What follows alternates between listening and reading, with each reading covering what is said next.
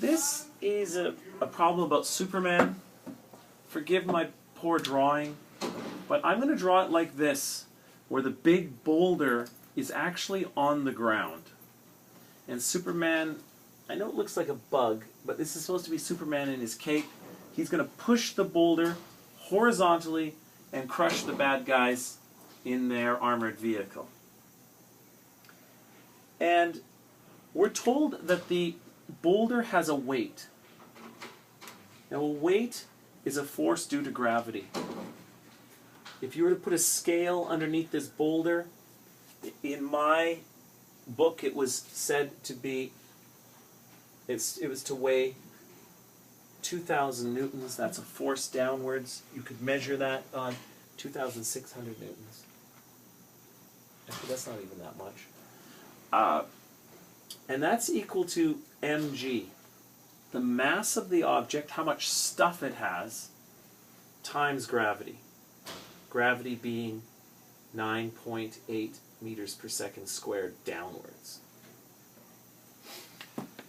So, if you know the weight of an object, and you know the acceleration due to gravity, you can find its mass.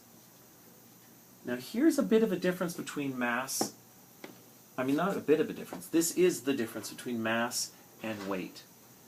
If you have stuff, then you have a mass. And if there's gravity around, then you have a weight. And mass, anything with stuff, is difficult to accelerate. So we know the weight of this boulder, so we can immediately find the mass. You can immediately solve for the mass by taking the weight and dividing by gravity. Let's just remind ourselves that weight is in newtons, and newtons are kilograms meters per second squared. Acceleration due to gravity, the units of gravity are meters per second squared, so you'll just end up with kilograms here for the mass. Now this mass is difficult to accelerate. It's described by any kind of net force on an object causes an object of mass m to accelerate. And on this, there's the weight downwards, there's the normal force upwards from the ground, which matches the weight, so it doesn't fall through the ground. And then there's just force of Superman. So the net force is simply the addition of all of these forces. These two cancel each other out. There's just the force of Superman left. And so the force of Superman is going to cause this mass, which we know what it is, to accelerate. And we know what the acceleration is, so we can figure out the mass of Superman. I mean the force that Superman applies.